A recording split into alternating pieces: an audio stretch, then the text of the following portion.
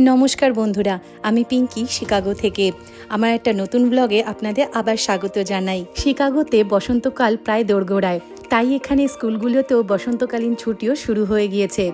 আমেরিকাতে প্রায় প্রত্যেকটা জায়গাতেই এই স্প্রিং ব্রেক দেওয়া হয়ে থাকে বসন্তকাল শুরু হলে। ওই এক সপ্তাহ মতো ছুটি দিয়ে থাকে। সেই ছুটিটাকে উপভোগ করার জন্য আমরা বেরিয়ে পড়েছিলাম ইন্ডিয়ানাপলিসে, আমাদের পাশের রাজ্যে ঘুরতে। আর আমাদের এই জার্নিতে সঙ্গে ছিল আরও দুটো বন্ধুর পরিবার। তো আমরা স্প্রিং ব্রেক পড়ার ঠিক আগের সপ্তাহে মানে উইকেন্ডটাতেই বেরিয়ে পড়েছিলাম, কারণ স্কুল ছুটি থাকলেও অফিস কাছারি তো আর ছুটি নেই, সবারই এসে আবার কাজে জয়েন করতে হবে। আমরা বেরিয়ে পড়েছিলাম শুক্রবার সন্ধ্যাবেলা, আর সেই মতো আমাদের তিনটে পরিবার আমরা ভাগ করে নিয়েছিলাম কী কী রান্না করে নিয়ে যাব, কারণ যেদিনকে পৌঁছাবো সেদিনকে অনেকটাই রাত হয়ে যাবে, বাইরে খাওয়া খুব একটা হয়ে উঠবে না। তো রাত্রিবেলার খাবারটা বানিয়ে নিয়েছিলাম, আরও আরেকটা ডিশ বানিয়ে নিয়েছিলাম পরের দিনের রাত্রিবেলার জন্য, কারণ বাইরে ঘুরে ঘুরে তো অনেকটাই খাওয়া হবে। তো রাত্রিটুকু আমরা হোটেলেই খাওয়ার সিদ্ধান্ত নিয়েছিলাম। আর এই যে দেখতে পাচ্ছেন ব্যাগগুলোতে কিছু টুকটাক প্রত্যেক দিনের খাওয়ার জন্য স্ন্যাক্স কিছু ভরে নিয়েছিলাম। তো চলুন আমরা বেরিয়ে পড়ি। এই যে দেখতে পাচ্ছেন ডিকির মধ্যে সমস্ত জিনিসের ঠাসা ভরে গেছে। এর আগেও যখন আমরা একটা ট্রিপে গেছিলাম আগের বছর, এর থেকে দ্বিগুণ জিনিস হয়েছিল, কারণ ওটা আরও বেশি দিনের জন্য ঘুরতে গেছিলাম। তো এই অর্গানাইজার ব্যাগগুলোর মধ্যে মোটামুটি কিছু কিছু খাবারের জিনিস রয়েছে। এছাড়াও জ্যাকেট তো কম্পালসারি, যদিও ওখানের ওয়েদার খুবই ভালো দেখাচ্ছে, জ্যাকেট নাও লাগতে পারে, তবুও দুটো তিনটে জ্যাকেট তো আমাদের সবারই নিতে হয়েছে। আজকে আমরা বেরোচ্ছি, ইন্ডিয়ানাপলিস ঘুরতে যাচ্ছি স্প্রিং ব্রেকের আগে। 3 দিনের জন্য যাচ্ছি। আজকে বেরোবো, এই সন্ধ্যা হতে চলেছে এখন, আর সানডে সন্ধ্যাবেলার মধ্যে ফিরে আসবো। আমার 3টে ফ্যামিলি বেরোচ্ছে একসাথে। তো প্রায় 3.5 ঘন্টার মতো রাস্তার জার্নি, মাঝখানে একটা ব্রেক নেব। সমস্ত কিছু অনেক ব্যবস্থা করতে হয়, গাড়িতে সব নিয়ে নিয়েছি। তো চলুন, যাদের বাড়িতে মিট করবো তাদের বাড়িতে গিয়ে তার দেখা হবে। আর একটা সাইড ব্যাগ আর ট্রলি হয়েছে, যার মধ্যে আমাদের 3জন অর্থাৎ আমার আর আমার মেয়েদের জামা কাপড়ই রয়েছে। ওর বাবা ওর পিঠের ব্যাগের মধ্যে সমস্ত নিজের জামা কাপড় নিয়ে নিয়েছে। It's pre summer trip.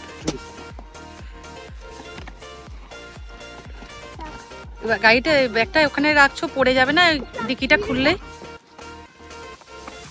দাদা এটাও রাখবে।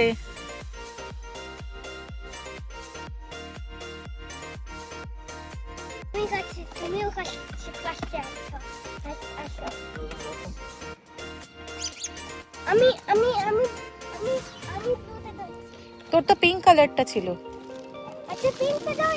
ধরবে ধরবে, তুমি যাও ভেতরে যাবে তখন। তো আমরা যখন রওনা দিয়েছিলাম ঘড়িতে ওই মোটামুটি 4:15 মতো বাজে। আমরা একটু আগেই বেরিয়ে গেছিলাম, কারণ এখান থেকে আমরা যাব আমাদের বন্ধুর বাড়িতে। ওখানে আমরা 3টে ফ্যামিলি একসাথে মিট করে একসাথে রওনা দেব। 3জনে মিট করাটা অবশ্যই জরুরি হয়ে পড়ে, কারণ এতটা রাস্তা গাড়ি করে যাব, কোথায় আমাদের দাঁড়াতে হবে, কোন রুট হয়ে যাব, সমস্ত কিছু আলোচনা করতে লাগে।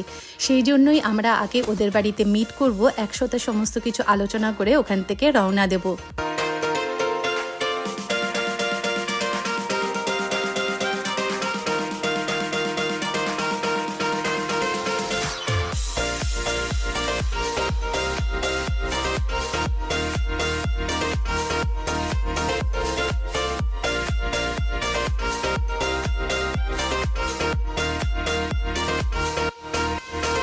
তো যাদের বাড়িতে আমরা এখন যাচ্ছি তাদের বাড়ি আমাদের বাড়ি থেকে ওই মাত্র 15 থেকে 17 মিনিটের মতো দূরত্ব।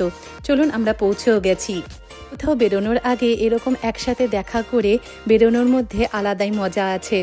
তো সবার মধ্যে একটু গল্পগুজবও হয়ে গেল, আর রুটও ডিসাইড করে চলুন আমরা এবার বেরিয়ে পড়লাম মেন গন্তব্যের উদ্দেশ্যে। ও হ্যাঁ, সবাই মিলে বেরিয়ে আমরা প্রথমেই দাঁড়িয়ে পড়েছিলাম গ্যাস স্টেশনে ফুল ট্যাঙ্ক করে নেওয়ার জন্য।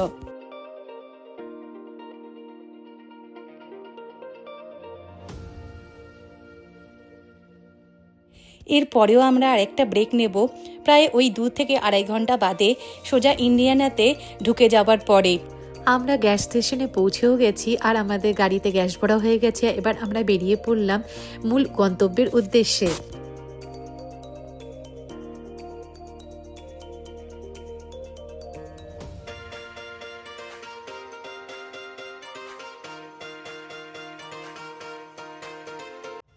শিকাগো থেকে ইন্ডিয়ানাপলিসের দূরত্ব প্রায় 3.5 ঘন্টার মতো। সেই মতোই আমরা হাতে সময় নিয়ে বেরিয়েছিলাম, কিন্তু ডাউনটাউনে পৌঁছানোর সময় আমাদের এমন জ্যামের মুখে পড়তে হলো যে ওখানে আরও 1 ঘন্টা সময় আমাদের নষ্ট হলো। এই যে দেখতে পাচ্ছেন ম্যাপের মধ্যে পুরোটা রাস্তাটাই পুরো লাল হয়ে আছে। প্রায় 1 ঘন্টা মতো এরকম গাড়িটাই আস্তে আস্তে আমাদের এগিয়ে নিয়ে যেতে হলো। শিকাগো ডাউনটাউন ক্রস করতে আমাদের প্রায় 6:30টার বেশি বেজে গিয়েছিল।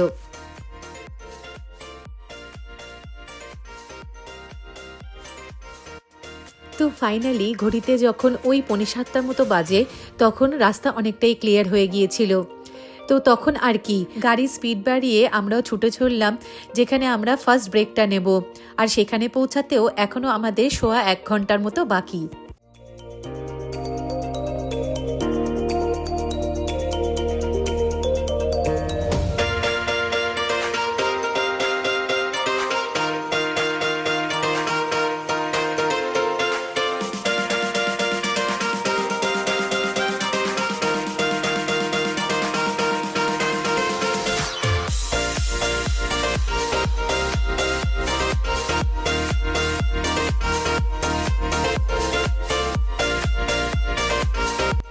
এখন প্রায় ঘড়িতে 7:30টার মতো বাজতে চলেছে, আর দিনের আলোটা এখন অনেকক্ষণই থাকে। আর পরন্ত বিকেলে সূর্যাস্তের আকাশটা দেখতে পাচ্ছেন, যেন পুরো আকাশের মধ্যে কেউ লাল রঙের আবির ছড়িয়ে দিয়েছে। আর এটা দেখতে এতটাই সুন্দর লাগছিল যে আমি ক্যামেরাবন্দি করে নিলাম।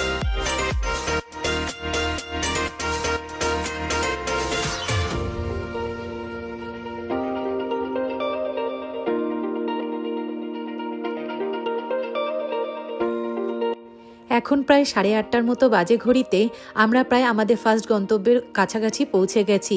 এই যে দেখতে পাচ্ছেন বোর্ডের মধ্যে ইন্ডিয়ানা লেখা। তো আমাদের বন্ধুদের সাথে গাড়ির মধ্যে মেসেজেই কথাবার্তা বলছিলাম, তো ওরা ঠিক করলো যে সামনেই একটা ম্যাকডি দেখে দাঁড়িয়ে পড়বো, কারণ বাচ্চারা সেই দুপুরবেলা খেয়ে বেরিয়েছিল, তারপরে সেরকম কিছুই পেটে পড়েনি, আর অনেকটাই রাত প্রায় হয়ে গেছিলো ডিনারের সময়। সেই জন্য একটা ম্যাকডিতে গিয়ে আমরা অল্প কিছু খেয়েও নেব আর একটু ফ্রেশও হয়ে নেব।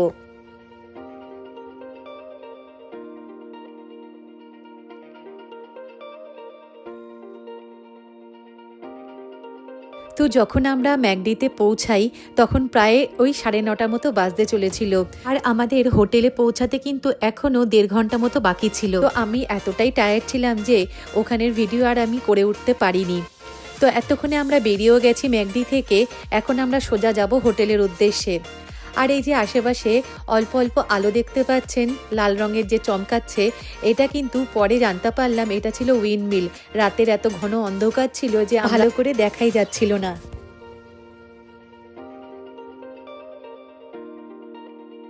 তো এখন প্রায় ঘড়িতে 11:40 মতো বাকি, আর আমাদের হোটেল পৌঁছাতে আর 7 মিনিটের মতো বাকি ছিল।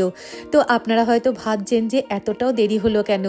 আসলে আমরা যখন ম্যাকডিতে দাঁড়িয়েছিলাম তখন ওখানে প্রায় আধা ঘন্টা 40 মিনিটের মতো সময় নষ্ট হয়েছে। একটু খেয়ে দিয়ে গল্প করে হাসি ঠাট্টা করে আর ফ্রেশ হয়ে নিয়ে বেরিয়েছি ওখান থেকে, সেই জন্য একটু দেরি হয়ে গিয়েছিল।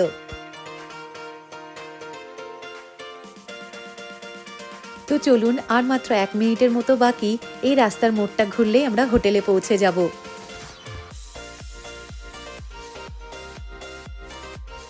চলুন, পৌঁছে গেছি আমাদের হোটেলে, আর আমাদের বন্ধুদের গাড়িও প্রায় আগে পিছেই ছিল, ওরাও আমাদের পরপরেই পৌঁছেছিল।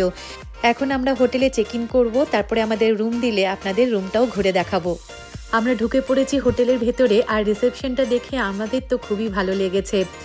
এই যে দেখতে পাচ্ছেন একটা গণেশের মূর্তি রাখা, এইটা দেখলে কার না ভালো লাগে বলুন। আসলে হোটেলের ওনার ছিল একজন ইন্ডিয়ান, সেই জন্যই এত সুন্দর মূর্তিটা এখানে রাখা। আর সামনের এই শোপিসটা তো আরো সুন্দর লেগেছিল।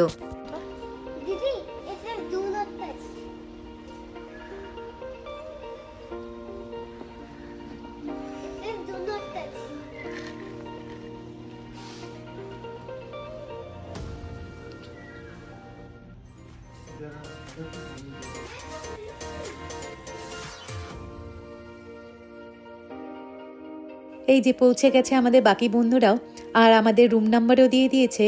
কিন্তু ব্যাপারটা হয়েছিল আমাদের গ্রাউন্ড ফ্লোরে রুম দিয়েছিল, আর বাকি দুজন ফ্যামিলিকে ওদেরকে ফার্স্ট ফ্লোরে রুম দিয়েছিল।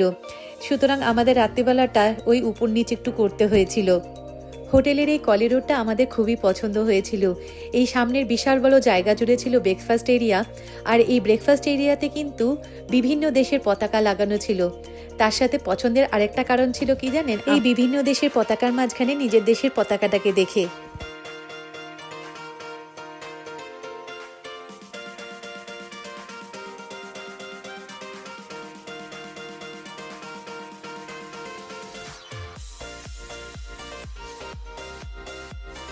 আরও একটা দারুণ জিনিস ছিল, আমাদের ঠিক রুমের সামনেই বিশাল বড় একটা সুইমিং পুল ছিল, কিন্তু দুর্ভাগ্যবশত এই 3 দিনের ট্রিপে আমরা একদিনও সুইমিং করে উঠতে পারিনি। চলুন এবার আপনাদের আমাদের রুমটা দেখাই।